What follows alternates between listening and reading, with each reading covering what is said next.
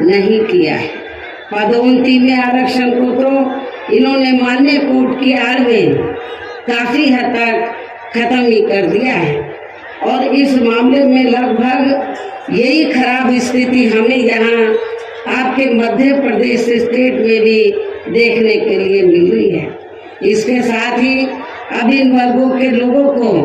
Private sector में आरक्षण दिए जाने की व्यवस्था किए बिना ही केंद्र व राज्यों में भी ज्यादातर सरकारी कार्य यहाँ प्राइवेट सेक्टर के जरिए देश के अधिकांश बड़े बड़े पूंजीपतियों व धनासेठों को ही दिए जा रहे हैं, जिसके कारण अब पूरे देश में इन वर्गों के लोगों को आरक्षण का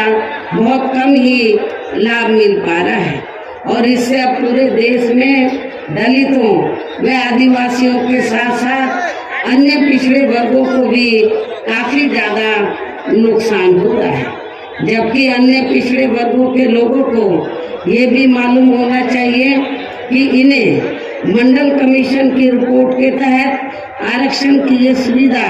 केंद्र में कांग्रेस पार्टी की नई सरकार में नहीं मिली है, बल्कि बीएसपी के कड़े संघर्ष एवं अथक प्रयासों से ही केंद्र में रही श्री बीपी सिंह की सरकार में इन्हें ये सुविधा मिली है, जिसका अब यहाँ जातिवादी विरोधी पार्टियों की सरकारें इन्हें पूरा लाभ नहीं दे पा रही है। और यहाँ मैं आप लोगों को ये भी बता देना चाहती हूँ, अब चुनाव के दौरान खास तौर से कांग्रेस पार्टी के बड़े नेता ये कहते हैं कि अति पिछड़े वर्ग को पूरा लाभ दिलाने के लिए जातीय जनगणना होनी चाहिए,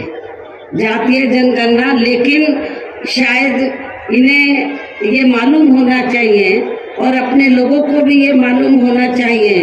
कि जब अंग्रेजों के जाने के बाद केंद्र में लंबे अरसे तक कांग्रेस पार्टी पावर में रही तो कांग्रेस पार्टी की हुकूमत के दौरान सबसे पहले पिछड़े वर्ग के लोगों को आरक्षण देने के लिए तो जो सर्वे हुआ था, काका कालेलकर की रिपोर्ट आई, उसे कांग्रेस पार्टी की सरकार ने उस समय लागू नहीं किया। उसके बाद मंडल कमीशन की रिपोर्ट आई, उसे कांग्रेस पार्टी की सरकार ने लागू नहीं किया। तो जो कांग्रेस पार्टी अति पिछड़े वर्गों की मंडल कमीशन की रिपोर्ट को जिसने लागू नहीं किया, काका कालेलकर की रिपोर्ट को लागू नहीं किया,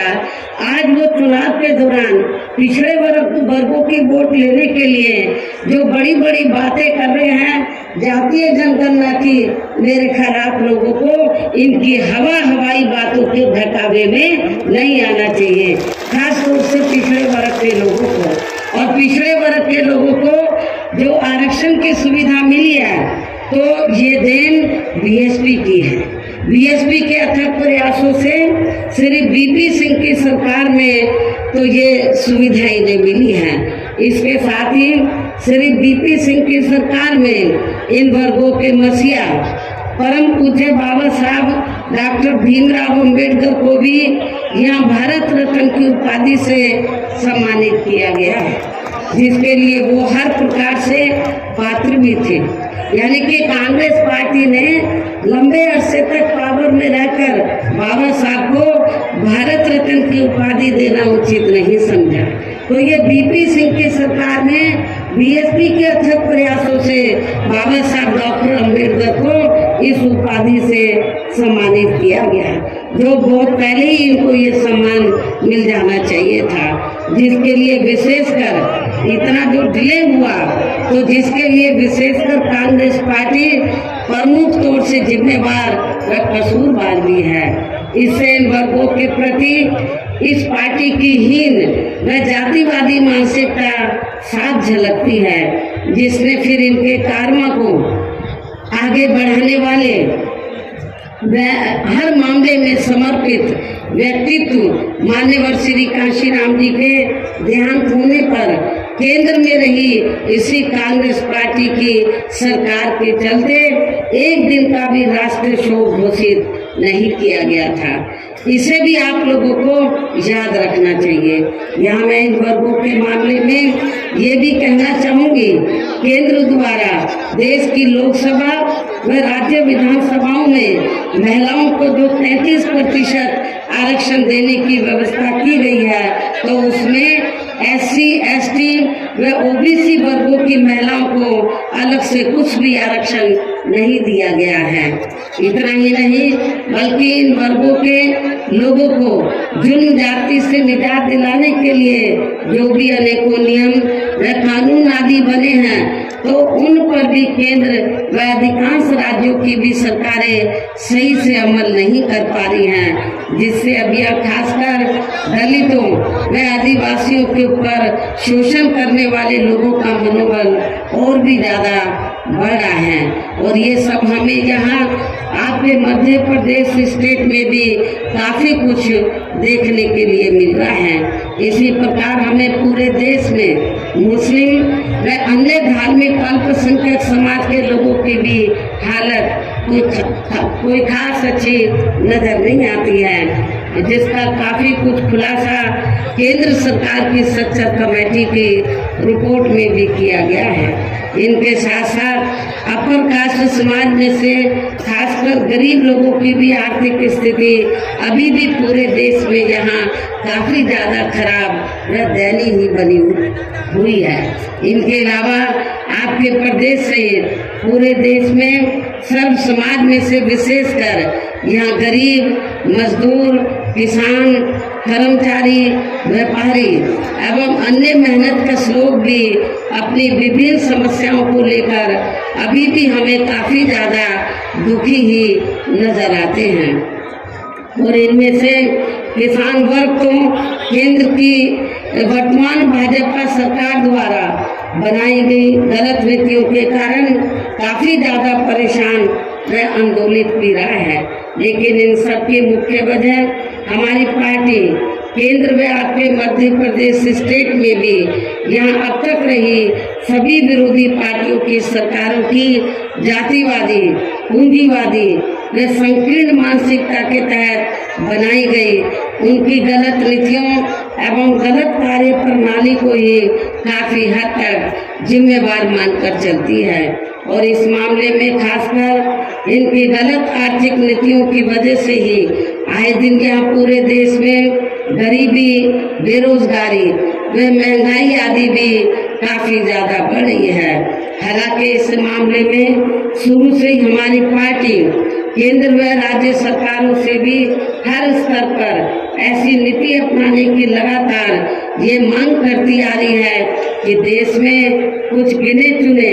पूंजीपतियों व धरना सेठों का विकास होने की बजाय बल्कि यहाँ गरीब व आम लोगों का ही विकास होना चाहिए। तभी फिर सही मायने में यहाँ की आम जनता अपनी गरीबी, बेरोजगारी, महंगाई व अन्य और भी समस्याओं से काफी हद तक निजात पा सकती है। इसके साथ साथ अब अपने देश में भ्रष्टाचार भी हर स्तर पर काफी ज्यादा बढ़ रहा है, जिससे आपका खुद का अपना मध्य प्रदेश स्टेट भी अछूता नहीं रहा है। और इन सब के लिए हमारी पार्टी आजादी के बाद से लेकर अभी तक केंद्र व देश के अधिकांश राज्यों में तथा आपके खुद के अपने मध्य प्रदेश स्टेट में भी ज्यादातर सत्ता यहाँ गलत पार्टियों में से खासकर कांग्रेस, बीजेपी व इनकी सहयोगी पार्टियों के हाथों में ही आने को मानकर चलती है। और इन सभी विरोधी पार्टियों को हमारी पार्टी इसलिए भी जिम्मेवार मानकर चलती है क्योंकि आजादी के बाद से लेकर अभी तक लगभग ये सभी विरोधी पार्टियां केंद्र व देश के अधिकांश राज्यों में भी ज्यादातर यहाँ बड़े बड़े पूंजीपतियों व धरना सेठों की ही आर्थिक मदद से सत्ता में आती रही हैं। और सत्ता में आ जाने के बाद फिर ये पार्टियां अधिकतर मामलों में अपनी आर्थिक एवं अन्य सभी नीतियां समस्याओं को दूर करने के हिसाब से तैयार नहीं करती हैं, बल्कि देश के उन बड़े बड़े पूंजीपतियों व धन्ना सेठों को ही फायदा पहुंचाने के हिसाब से अपनी अधिकांश नीतियां तैयार करती हैं, जिनके धन व बल से चुनाव लड़कर ज्यादातर ये पार्टियां केंद्र व आपके राज्य सहित देश के अन्य राज्यों में भी अभी तक यह सत्ता में आती रही हैं, जिसके कारण अब पूरे देश में व आपके खुद के अपने प्रदेश में भी अभी भी हमें यहाँ सर्व समाज के लोग अधिकांश मामलों में अपनी विभिन्न समस्याओं को लेकर काफी ज्यादा दुखी व परेशानी नजर आते हैं, जबकि पूरे देश में बीएसपी ही अकेली एक ऐसी पार्टी है जो विरोधी पार्टियों की तरह देश के बड़े बड़े पूंजीपतियों व धन्ना सेठों की आर्थिक मदद से नहीं बल्कि अपनी पार्टी के ही आम कार्यकर्ताओं की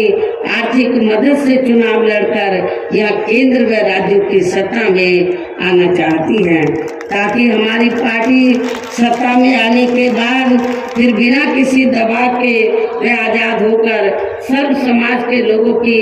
सभी समस्याओं का समाधान करके उन्हें हर मामले में वे हर स्तर पर खुशहाल बना सके। और इसी आधार पर चलकर ही आबादी के हिसाब से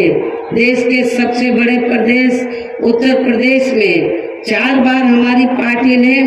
अपने नेतृत्व में यहाँ सरकार भी बनाई है, और हमने अपनी सभी चारों रही सरकारों में अपनी पार्टी के विचारधारा एवं सिद्धांतों के तहत चलकर वैसे तो यहाँ सर्व समाज के हितों का पूरा ध्यान रखा है, लेकिन सभी मामलों में प्राथमिकता पहले हमने वहाँ सर्व समाज में से विशेषकर उन दलितों, आदिवासियों, पिछड़े वर्गों, मुस्लिम व अन्य धार्मिक अल्पसंख्यक समाज के लोगों को तथा गरीब एवं असहाय लोगों को ही दिया है, जिनकी यहाँ हर मामले में व हर स्तर पर सभी विरोधी पार्टियों की रही सरकारों में उनकी हीन, जातिवादी, संकीर्ण व पूंजीवादी सोच होने के कारण काफी ज्यादा उपेक्षा की गई है। इसके साथ साथ हमने उत्तर प्रदेश में गरीब एवं बेरोजगार लोगों को दूसरी पार्टियों की रही सरकारों की तरह मामूली सा बेरोजगारी भत्ता न देकर उन्हें बड़ी तादाद में सरकारी व गैर सरकारी क्षेत्रों में स्थायी रोजगार भी उपलब्ध कराए हैं। साथ ही गरीब भूमिहीन लोगों को खेती करने के लिए उन्हें फ्री सरकारी जमीन भी दी है, जिससे वहाँ लाखों गरीब लोगों को फायदा पहुँचा है। इसके अलावा हमारी पार्टी की रही सरकार ने वहाँ विभिन्न क्षेत्रों में लगे लोगों के साथ साथ छात्रों, युवाओं, महिलाओं व बुजुर्गों आदि के हितों में भी अनेकों महत्वपूर्ण व ऐतिहासिक कार्य किए हैं, जिनसे उन्हें काफी ज्यादा लाभ पहुंचा है। और अब विरोधी पार्टियां उसकी नकल तो कर रही हैं, लेकिन नीयत साफ नहीं है, उसका फायदा उनको सही मायने में पहुंचाने में वो सक्षम नहीं है। साथ ही हमने उत्तर प्रदेश में सर्व समाज के लोगों के ऊपर किसी भी प्रकार की कोई जुल्म जाति आदि भी नहीं होने दी है, बल्कि हमारी पार्टी की रही सरकार ने वहाँ जुल्म जाति करने वाले लोगों को बिना कोई देरी किए हुए उन्हें तुरंत ही जेल की सलाखों के अंदर भेजा है, जहां हमारी सरकार में उनकी सही व असली जगह होती है, जिसकी यहाँ के प्रदेश में भी काफी सख्त जरूरत है। इतना ही नहीं बल्कि हमारी पार्टी की रही सरकार ने यहाँ अपने देश में दलित एवं अन्य पिछड़े वर्गों में समय समय पर जन्मे हमारे महान संतों, गुरुओं व महापुरुषों में भी खासकर महात्मा ज्योतिबा फुले, छत्रपति शाहू जी महाराज, श्री नारायण गुरु, बाबा साहब डॉक्टर भीमराव अम्बेडकर एवं मान्यवर श्री कांशीराम जी आदि को भी विभिन्न रूपों में पहली बार वहाँ पूरा आदर सम्मान दिया है, जिन्हें विरोधी पार्टियों के लोग अभी तक भी आसानी से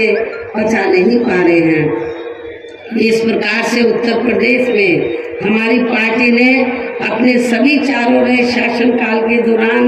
व हर मामले में व हर स्तर पर सर्व समाज के लोगों को काफी बेहतरीन सरकार दी है। और यदि आप लोग भी यहाँ अपने मध्य प्रदेश स्टेट में आम जनहित के खासकर कमजोर एवं उपेक्षित वर्गों के हितों में ऐसे ही कार्य करना चाहते हैं तो ऐसे ही आप लोग कार्य करना चाहते हैं। इसके साथ ही आपके प्रदेश की जनहित से जुड़ी जो भी यहाँ स्थानीय समस्याएं हैं तो उन्हें भी दूर करना चाहते हैं तो फिर आप लोगों को भी उत्तर प्रदेश की तरह ही यहाँ अपने मध्य प्रदेश स्टेट में भी अपनी पार्टी को हर मामले में मजबूत बना के यहाँ अपनी खुद की सर्वजन हिताय व सर्वजन सुखाय की नीतियों पर आधारित सरकार बनानी होगी, जिसके लिए अब आप लोगों को यहाँ अपने मध्य प्रदेश स्टेट में इस समय विधानसभा के लिए हो रहे आम चुनाव में अपनी पार्टी का बेहतर रिजल्ट लाना होगा। और इसके लिए आप लोगों को वोट पड़ने तक यहाँ सत्ताधारी पार्टी व अन्य सभी विरोधी पार्टियों के साम दाम दंड भेद आदि हथकंडों से भी जरूर सावधान रहना है। और इस मामले में खासकर आप लोगों को विरोधी पार्टियों के जारी किए गए उनके हवाई व प्रलोभन भरे चुनावी घोषणा पत्रों आदि के बहकावे में तो कतई भी नहीं आना है, जिन्हें ये पार्टियां सत्ता में आने के बाद अधिकांश अमल में नहीं लाती हैं, जिस पर से अब जनता का काफी हद तक विश्वास ही उठ गया है। इसलिए हमारी पार्टी किसी भी चुनाव में अपना कोई भी चुनावी घोषणा पत्र आदि जारी नहीं करती है। वैसे भी हमारी पार्टी कहने में बहुत कम बल्कि कार्य करके दिखाने में ही ज्यादा विश्वास रखती है, अर्थात जो कहती है तो उसे करके भी दिखाती है। और ये सब हमने उत्तर प्रदेश में करके भी दिखाया है। और अब मेरा यही कहना है कि आप लोगों को अपने खुद के व अपने मध्य प्रदेश स्टेट के भी हित में यहाँ अपनी पार्टी बीएसपी की ही सरकार बनाना बहुत जरूरी है। तभी फिर यहाँ आपके प्रदेश में परम पूज्य बाबा साहब डॉक्टर भीमराव अम्बेडकर एवं मान्यवर श्री काशीराम जी आदि का भी अधूरा रहा सपना सही साकार हो सकता है, जिन्होंने कदम कदम पर अनेकों कष्ट झेलकर अपनी पूरी जिंदगी या खासकर कमजोर एवं उपेक्षित वर्गों के लोगों को अपने पैरों पर खड़ा करने के लिए समर्पित की है, जिसे भी खास ध्यान में रखकर अब आप लोगों को यहाँ अपने प्रदेश में विधानसभा का आम चुनाव लड़ रहे अपने उम्मीदवारों को जो यहाँ मंच पर बैठे हैं तो सामने भी शायद बैठे हैं, तो मेरी आप लोगों से पुरजोर अपील है कि आप लोगों को अपने इन सभी उम्मीदवारों को अपनी बीएसपी पार्टी के हाथी चुनाव चिन्ह के सामने वाले बटन को दबा के